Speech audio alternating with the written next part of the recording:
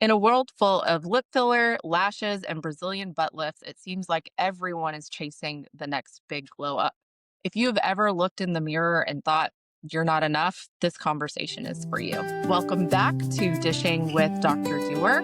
Pull up a chair because we're about to dig in. Today, we are talking about glow ups, but not the kind involving lip filler, lashes, weight loss, altering your appearance, Brazilian butt lifts. Today, we're talking about self love, the new BBL. I am here joined with my favorite co host, Natalie Rhymes, owner of Envision Counseling. And we're just going to dig right in.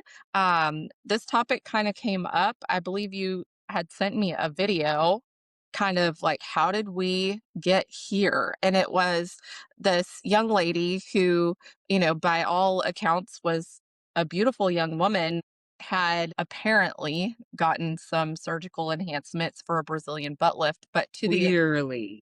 to the extent that it was unnatural and not attractive. And it kind of sparked this conversation of how did we get here? And what is going on with not just women? I think it affects men too, although not to that extent. But how did we get to the point of being willing to make such huge commitments to altering our appearance, and for what purpose? So welcome, Natalie. Thank you again for joining me. I love having these conversations because it really, I think, gives us an opportunity to speak to a broader audience about some really relevant topics. I think this is a really relevant issue right now. Yes.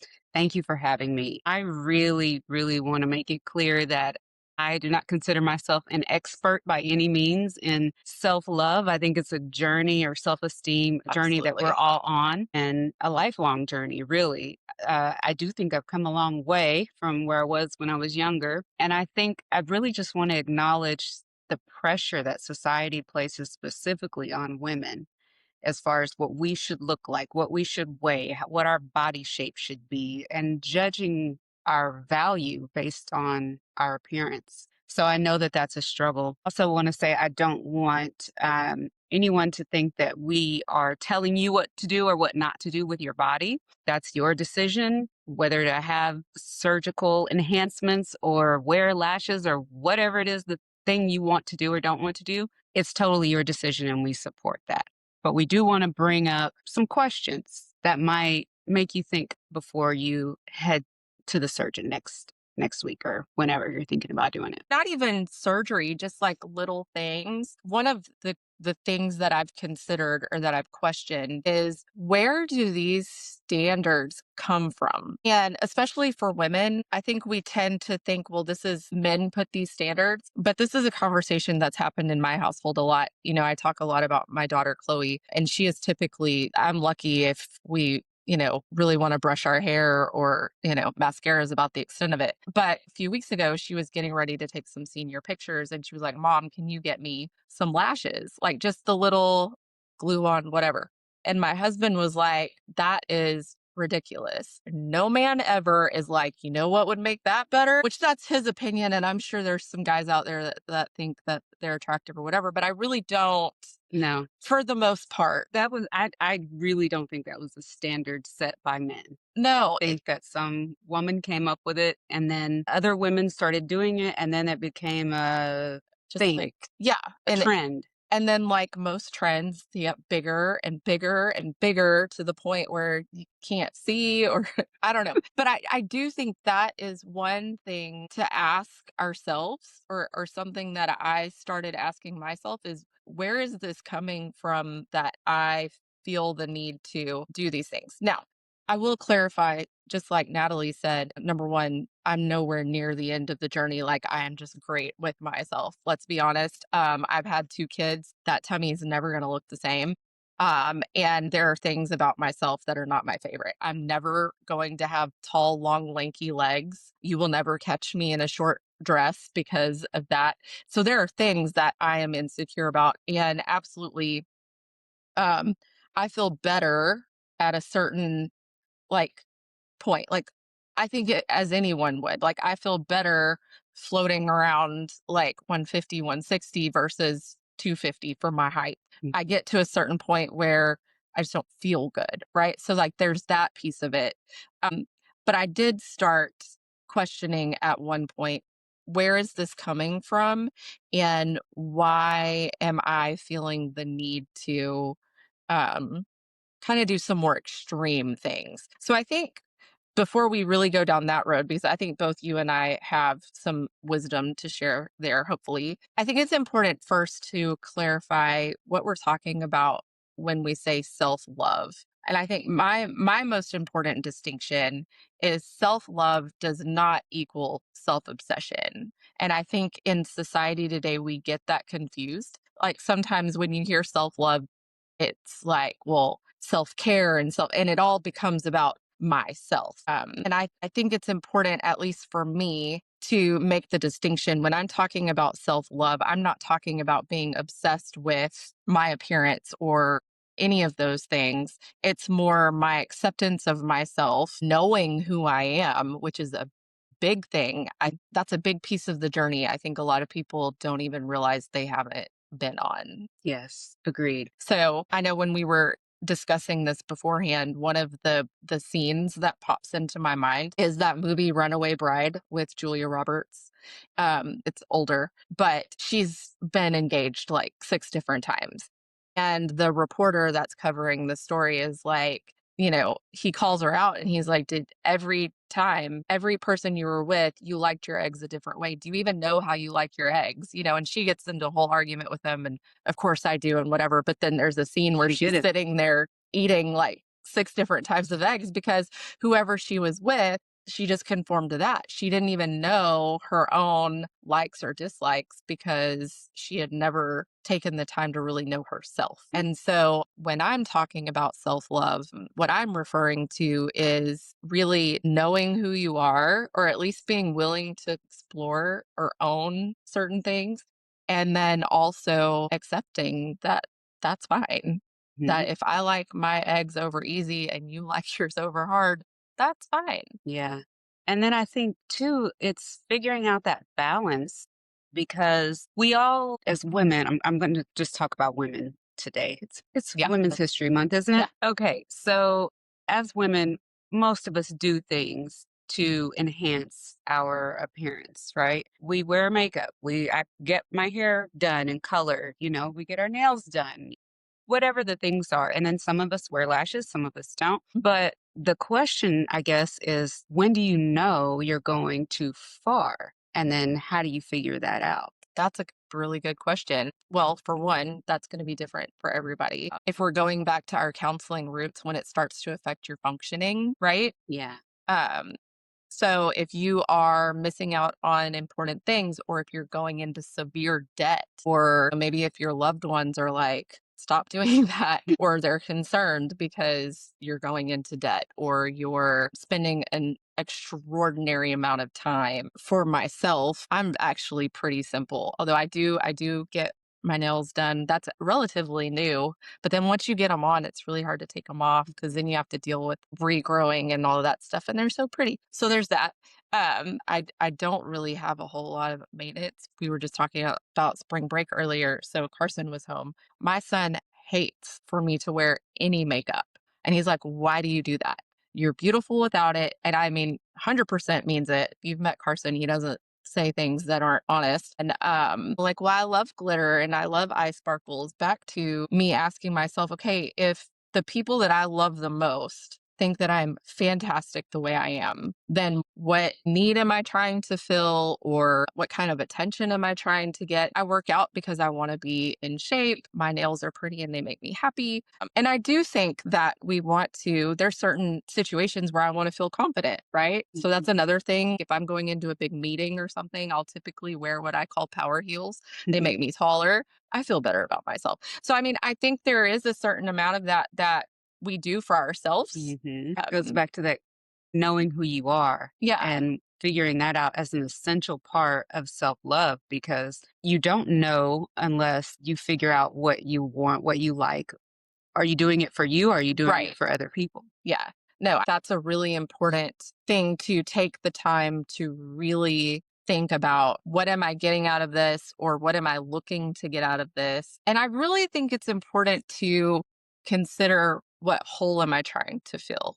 Because I do think that a lot of times when we are looking for that external validation, because that's typically if I'm putting on lashes and doing my hair and putting on a cute outfit and trying to lose weight and all of those things, usually I'm trying to get validation from somewhere outside that I look nice or that I'm attractive or I'm valuable in some way. And so at least for myself, I have to stop and think, okay, what is missing that I'm trying to fill with that? Because I'm not missing that from my close inner circle. So is that coming from insecurity in my job? Is that coming from I'm not being fulfilled somewhere else? I don't know. Hmm. What are your Well, I thoughts? was thinking about my own personal journey and struggle, and mine was always with weight. And from the time I was very young, I struggled with weight. And I can remember my first effort to lose weight it was for someone else. It was for my mom. She Hmm. was the one that told me you need to lose weight. But then after that, I can remember going to my dad's side of the family in East Texas in the country. Let's say I was like 8 or 9 years old, and it never failed every time. As soon as I walked in the door, like, it seemed like everybody would just comment on my weight. "Girl, you haven't lost any weight yet? Oh my gosh, how much do you weigh now?" Everything was about my weight. Yeah, that was just the culture of our family. That was what you were allowed to comment on other people's size. And so by the time I got to be about 12, 13, I was prepared. I was like, okay, I know what's going to happen when I walk in the store because I haven't lost any weight. And as soon as I walked in the door, before they could say anything, I said, well, I haven't lost any weight yet, but I'm still pretty. And they didn't say a word. It was like crickets. Like, okay, well, yeah, I guess, yeah. Right? So, but for me, I think that it was all about fitting in. I didn't want to stand out. I was standing out because I was overweight and I just wanted people to leave me alone. So that was where my, I guess, obsession with losing weight started. And then, funny story too, those same family members, after I finally got to college and I figured out how to get the weight off, interestingly, because I started eating what I realized was healthy and would help me lose Right. weight versus the food that my family was cooking, which was fried chicken and fried everything and, and all that. So in college, I got down to probably I don't know, 60, let's say. I felt good about myself, right? And I go back to see the family in East Texas, and I walk in the door and I'm like, oh, they're going to just applaud me, my weight loss. And what did they say to me? Girl, don't lose any more. What are you doing? Oh Don't my lose any gosh. more weight. Oh, no, you're getting too skinny, girl.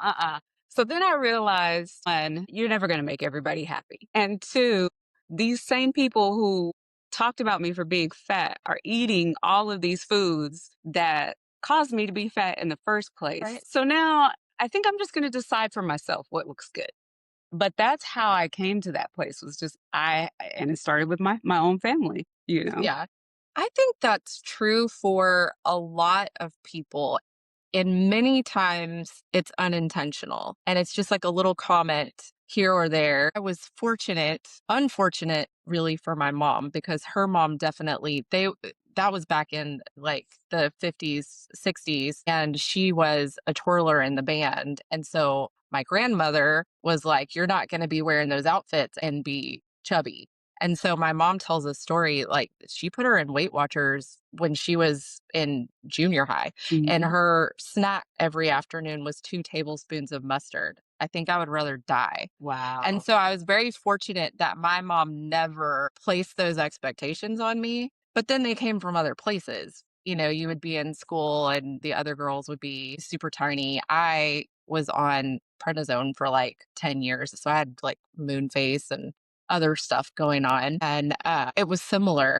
Talk about things that we try to do. So, a couple of things. One, I remember, um, being in high school, and there was some guy, I won't name, I still remember his name, who made a comment about me being fat or something, and I tried to do the grapefruit diet where you, like Oh, I remember that. it was disgusting, and I made the mistake of, like, trying to microwave tuna because I was just trying to survive, and that was a mistake. Just some of the crazy things, just trying to, like you said, like, I just wanna fit in. I don't really dislike myself, but apparently other people do, whatever. Mhm. But then I made the decision, not thank goodness nobody was pressuring me, but I started to do Weight Watchers. And similar realization, we ate chicken fried steak, gravy, corn, french fries, like all of that stuff on a regular basis. And I kind of came to the realization maybe it's I'm just not making healthy choices. Like I didn't know what a healthy choice was. So I kind of self-corrected that or whatever, but then those psychological scars are still there. I think I actually had like a little like mini fit one day and I was like, "Take that so and so," from the guy in high school that probably hasn't thought about me not once since Mhm. the day he said it, right? But it stuck with me. Yeah. So those personal experiences also play a huge role in the what we see in the mirror. That's not always accurate because I would be willing to bet that a lot of us can look back at our high school pictures and think, man, I wish I could be fat like that again, Yeah. because I wasn't, but I was putting those unrealistic expectations on myself. We were talking about this earlier also. Society has changed too, expectations. I remember being shocked when I saw something like, "You're now the same age as Blanche was in Golden Girls." And I'm like, Gosh. what? Apparently, those women that I thought had to have been in their 70s were in their 40s. Back in the day, the expectation was when you were in your 40s, like you could have a short hair and wear baggy clothes, and it wasn't a big deal. And now, we have J-Lo who's 50, who still has a personal trainer and probably a surgeon and a self tanner and all the things. And so we're looking like I am supposed to look like this Mhm. still, minus the budget and the wardrobe and all of the things that she has. You combine those personal experiences when you're younger with these just really kind of outrageous expectations set by Hollywood, and then it trickles down to your next door neighbor, I feel like. Yeah. Which that goes back to, and I know we end up here in every single episode, I think, but social media and that constant comparison. Before that, I would have never known what my friends in high school still look like now, or, what people are wearing or eating or do. Like there just wasn't that obsession for one, Mhm. and then that constant comparison. So I think back to, which this has been 17 years, when after I had my daughter, my first kiddo, I kind of thought like, okay, I've made it. I can just let it go, right? Like I have a kid, fixing to be in my 30s, like you can just be frumpy, it's fine. And then I'm looking around and none of my friends were getting frumpy and wearing sweatpants. And I was like, guys, I thought we were done here. But then I kind of realized it wasn't so much just my appearance that I was settling kind of, and I realized that I was settling in my career, and I had kind of just a lot of things I was not super happy with. And as we often do, I did a pendulum swing and I couldn't just make some tiny adjustments. I went way left and I was like, that's it. I'm not doing this. I'm not happy. And obviously, if I can get myself in order, then I can achieve this happiness that I'm looking for. And so I started working out, which is a good thing. And I started this elimination diet, which can be a good thing. But going back to how do you know when you've gone too far? I got to the point where I would go 2 hours in the morning and I would run 3 or 4 miles. And then I would go to this lunchtime class for another hour, which was like hit workouts and weights. And then I would go to the afternoon CrossFit class for another hour, hour and a half. And then sometimes even after that, I would go with my friend and we would do this lactic acid running workout for 3 or 4 miles. Wow. It was ridiculous. The amount of time and the amount of, I mean, that's just really not even good for your body at that point when you're doing that 6 days a week. So I was doing that. And then I was also like, okay, I'm not drinking sodas anymore. Totally fine. Still don't. That was a good move. But I had also cut out, like, okay, I'm going to eat 3 ounces of a lean protein and one vegetable. The end. you cannot sustain that kind of eating and that kind of working out. And it got to an extreme where I did like get to, I guess, what you would call an ideal weight for like a few days. It lasted.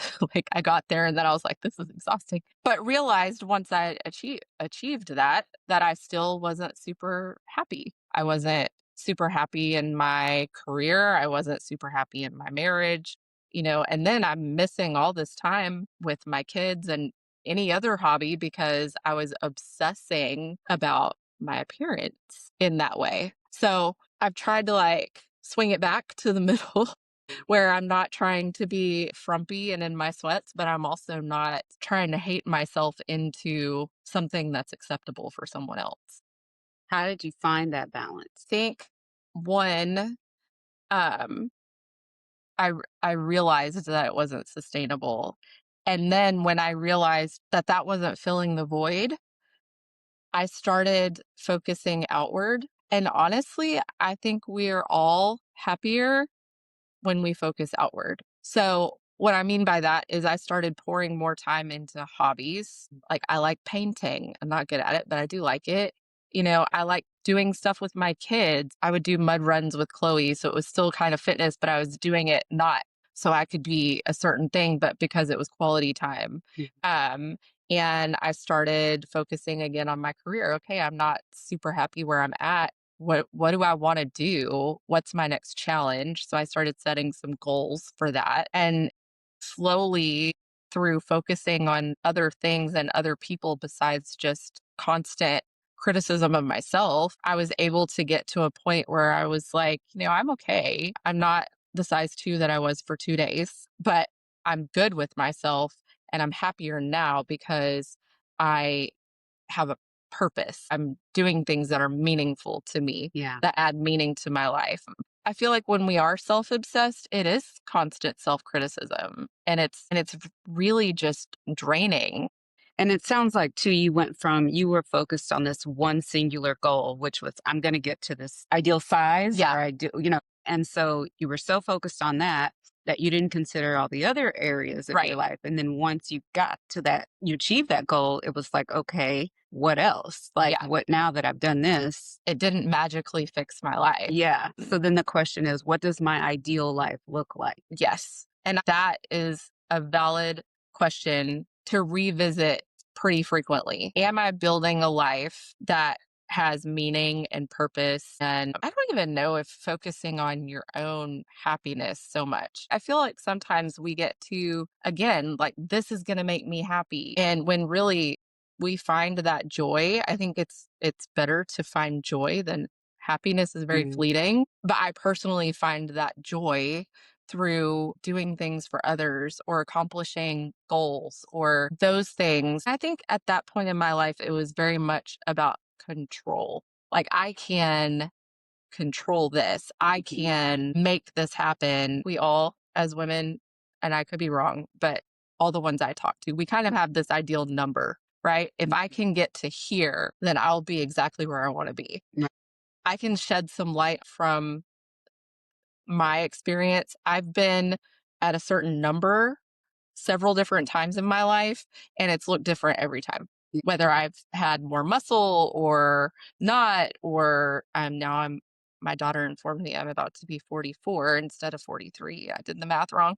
It just looks different. And so hanging on to that, if I could just get here, things would be great. I yeah, think we have to get to a point where we let go of that and we look at the big picture. Because what I also realized when I kind of had that mindset shift and I was like, okay, this obsession with size or this obsession with this certain number didn't get me what I thought it would. And when I started focusing outward, and when I started focusing on building relationships, right? So, like, really investing in my friendships versus just, I only talk to people that are running. And when I started really investing in continuing to learn and in my career, and when I started, one of the biggest mind shifts was rather than how can I get smaller or how can I get to a certain size, or how can I eat to get to a certain size. I actually joined this program kind of as a last ditch effort. And honestly, it was because they are advertising you can eat whatever you want. And I was Mhm, like, mhm. sounds great. Cause I'm so tired of, worrying about it. So I think they're actually defunct now, or they probably do something different, but it was eat to perform. And their whole mantra was we don't work out so we can eat. We eat so we can do cool things. And your body is capable of doing so many cool things. And so when I kind of switched my mindset and it was like, I need to eat this protein so I can go climb that wall, I started focusing on all the cool things I could do. I think I ran a 10K one time. That was enough, but in under an hour. And I was knocking out goals, and that was really empowering. And that was like, look at the amazing things that I can do. And that kind of spilled over into other areas of my life. And then ultimately, the confidence I got from that got me the attention I was looking for in the first place. And so I earned in a roundabout way that what I was really looking for, I wasn't gonna get through just my appearance. So Yeah. again, I feel better at a certain, you know, point of fitness. I'm not even gonna say a certain weight. I feel better at a certain level of fitness. Obviously, I think we all do, right? Mhm. If I, just ate junk all the time and sat on the couch all the time, then I would not feel that great. So I'm not gonna say that I don't still have goals, but it's not my only focus. That was really a turning point for me when I started looking at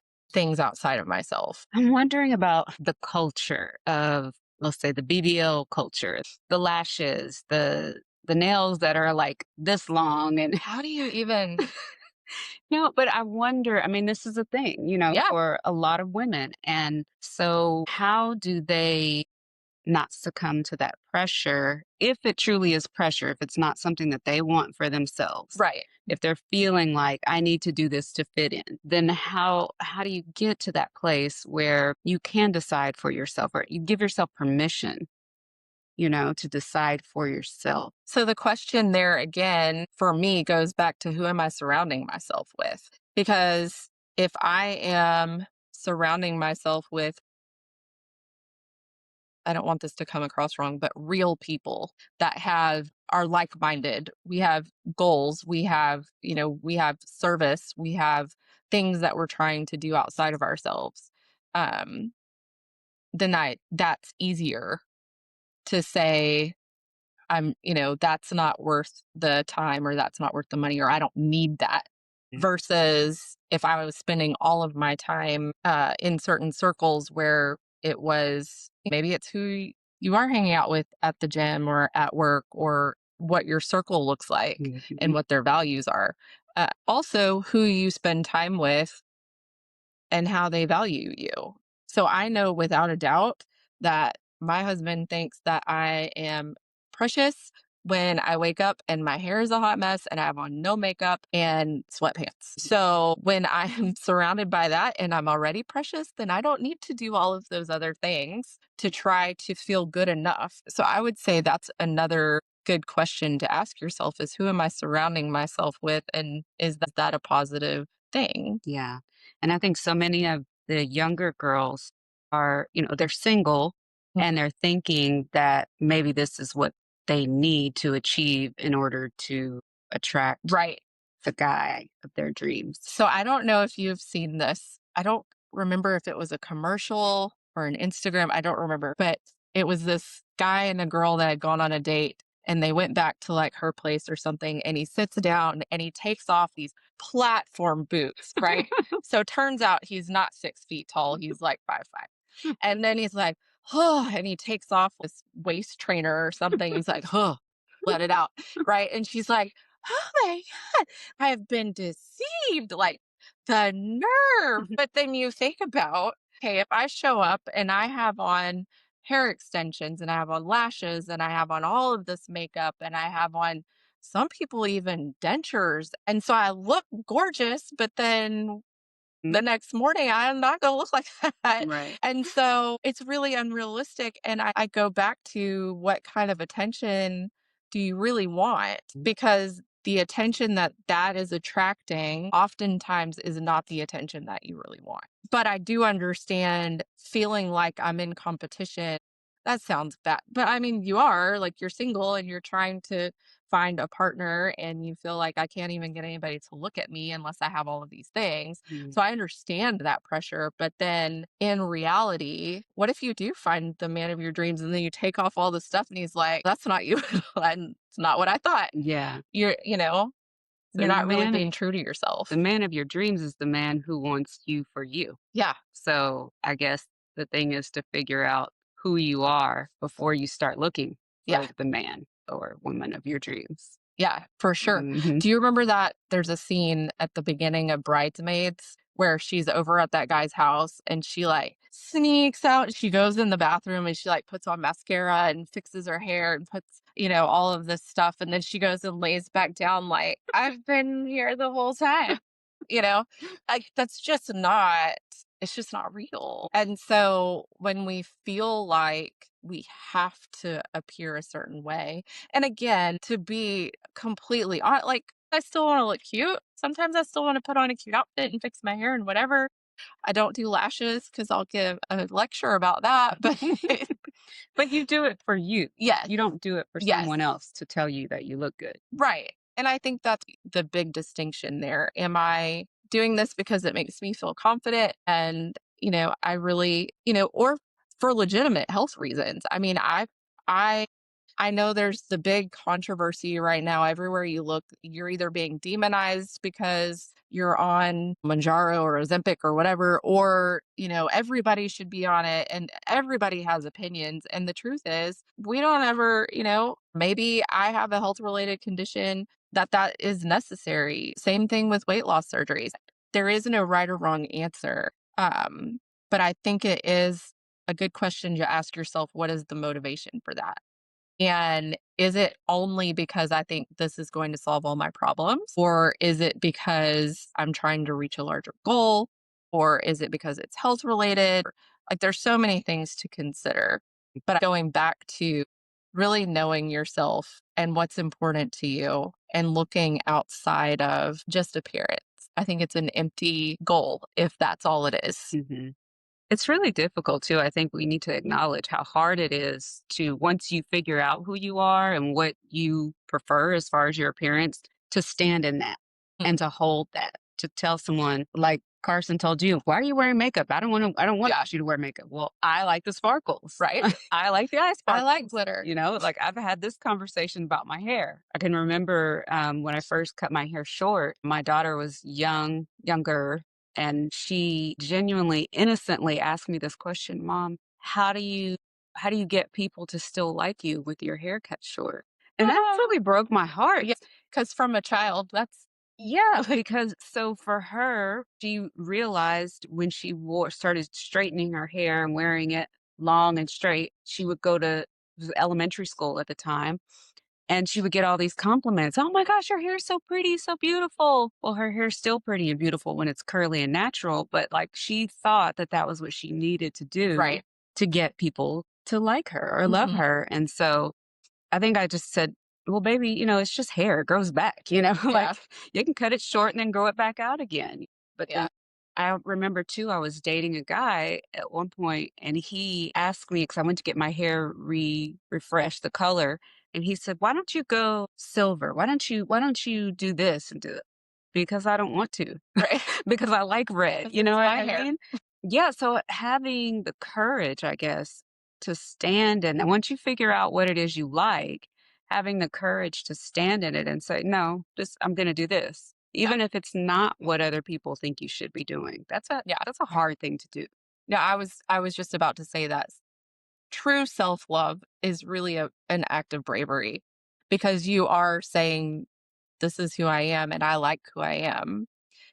And in a world so full of comparison and opinions, it is really a brave thing to commit to and stand with anything and say, "Nope, this is what I think," rather than swaying to whatever you think might be acceptable at the time.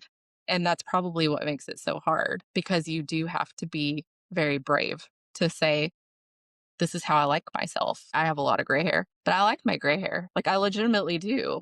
I'm Mhm. not going to color it. It costs a lot of money to do that. And I don't have time to sit there and it looks good the way it is. But honestly, being prepared to defend why you are the way that you Yeah. are. I think we Uh, all come to that at some point in our yeah, lives. So for me, I have my mean family to thank, for being at such a young age, exposing me to that, why don't you lose weight? And then at some point I just said, I haven't, but I'm still cute. like I'm fine. Yeah, Yeah. everybody has to come to that moment where you decide what brings you joy as Yeah. far as the way you look, how What you much you do, weigh, what you do, your all of contribution those to things. society, all of those things. Yeah. Well, another thing that I find interesting, there is a book that is on my to read list, The Comfort Crisis. Michael Easter wrote about how our lives have become so incredibly convenient that now we have all of this extra time to even think about what our hair looks like or Mm, which clothes we're going to wear or whether or not we're too big or too small or any of those things. And he talks about his experience. He flew to Antarctica, and on the way there, he was complaining about the seats too small and cramped, and it's hot in here, and all the things we complain of. There's some kid cry, like all the things we complain about a flight. And then he said after about a month of being in Antarctica where it was freezing, where he had to walk a mile in the frozen tundra to get water to boil, to even have water to drink if he was thirsty, like those kinds of things. And then he contrasts that with his flight back and how grateful he was for a cushion and for warmth. And so, another thing that is drastically different for us is even the ability to consider these things. 60, 70 years ago, you would have been out on the farm in the God knows what clothes trying to get food for the day, and you really wouldn't have cared what your hair looked like. I doubt, because we didn't have time for that. And so, So recognizing this is a problem of privilege, because yes, there are some people who still don't have the luxury of yes. deciding to get a BBL It or Yes. you Even in our own, like, I'm not even talking about third world countries, like, even right here in our own backyard, I know people who are working 3 jobs, and they're trying to get their kids shoes, and Mhm. they're in no way thinking about lip filler because Right. they don't have the luxury of that. And so I think that is also something to consider when you start getting frustrated or overly concerned about appearance is this is really a luxury to even have that concern.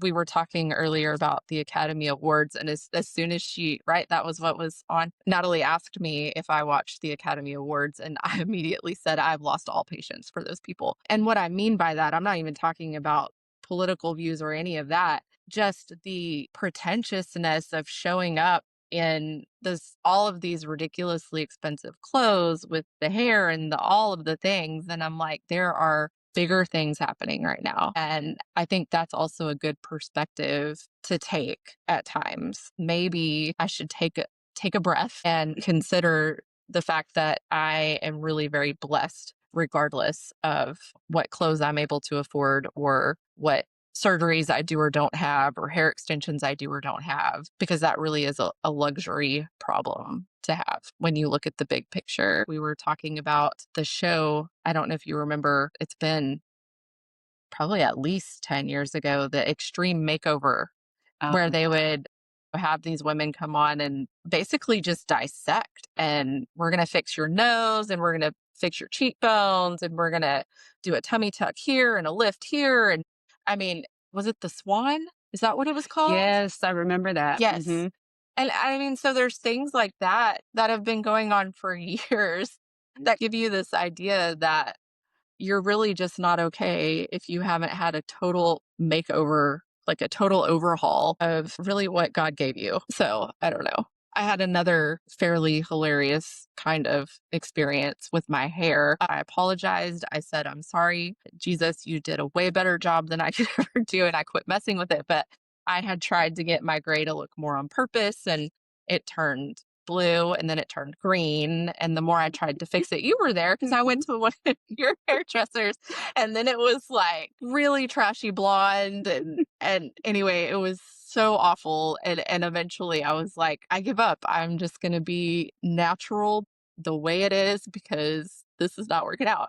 And so for myself too, that's another like, what am I trying to improve upon? If you go from a religious perspective or a faith perspective, the Bible says that your body is a temple. So, yes, you should absolutely take care of it. But nowhere in there did it say that you should tear it down and completely rebuild it with different materials. So, for myself, I try to keep those things in perspective too. Like, I want to take care of my body. I want to be healthy. I want to, like any woman does, I want to look nice and feel confident. But I also want to keep in perspective what's reasonable and what's worthwhile and then what might be getting in the way of me living a meaningful life. Yes. It's a difficult balance to find.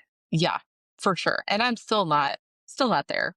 I missed the gym this morning because we got home really late last night and like all morning I felt like I should have gone to the gym. I should have got up. I didn't do these things. I didn't get my steps in, and then where is that really coming from? If I weigh an extra pound tomorrow, is it going to be the end of the world? Or it's a constant. I think it's a constant, possibly just because of the environment that we live in, but to try to keep that balance between me and everything else. So asking ourselves, whose standard are we trying to live up to? Yeah. And then where does our confidence really come from? And appearance plays a little bit of a role there.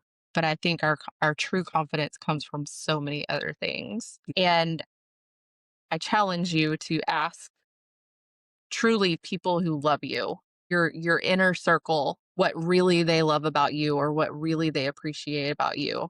And I can 99% guarantee that it's not going to be the lashes or the nails that drew them to you in the first place. And so for me, that has been really, I think, helpful in maintaining that balance too, because I do have those affirmations from people that truly care about me daily. And so because I have that support for so many other things that they kind of validate what makes me important or what makes me valuable, that I don't feel like I continue to chase that unreasonable standard, if that makes sense. Yeah. I also think this is a really, really important thing to kind of figure out, especially if you're raising kids, because you were kind of talking about your first experience of wanting to lose weight was because of your mom, and mine was because of other kids. I distinctly remember, and I'm so grateful that I did kind of hit my fitness journey when I did, because it was around about the time that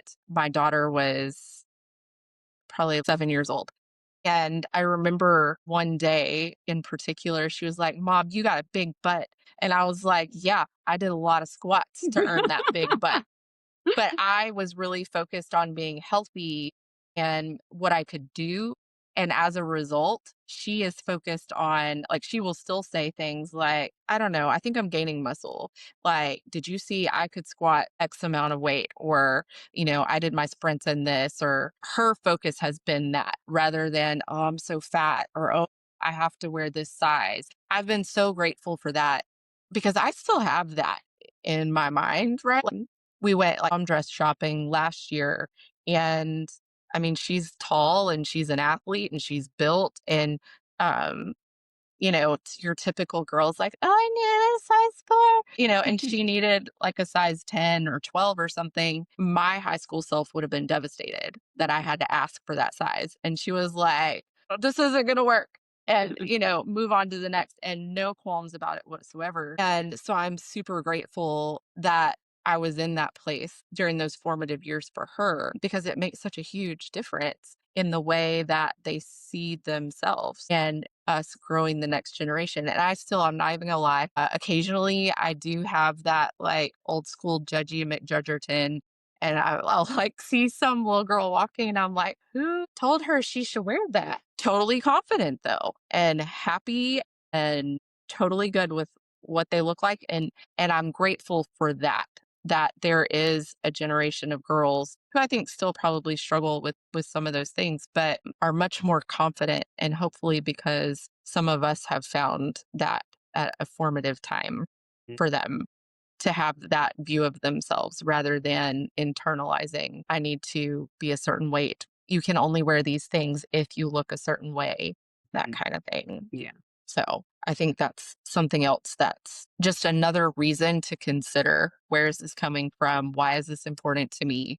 How is that coming across? Because the way we speak to ourselves ends up being the voice that they have for themselves too. Definitely. I really think name of the game is find yourself first. Figure out who you are, what you love, what's important to you, what kind of eggs you like outside of anyone else, and find the things that are meaningful to you to pour yourself into. And ultimately, that's the real glow up. And when you find those things, then you have that confidence and you're empowered to, you know, lashes or no lashes, whatever, you're good with yourself. And I think that's the ultimate goal. Mhm. That's the ultimate glow up is Absolutely. finding joy in your life and on most days being totally happy with who you are. Yep. Yeah. All You right. said it. You said it all. Well, thank you again for the conversation, Natalie. Like I said, it's such a relevant topic for so many people right now. And hopefully, some of these things were at least thought provoking or gave you some perspective. And appreciate you spending your time with us.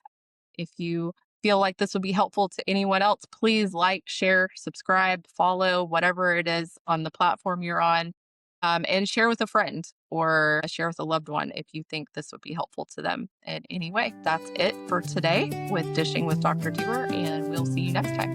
Bye.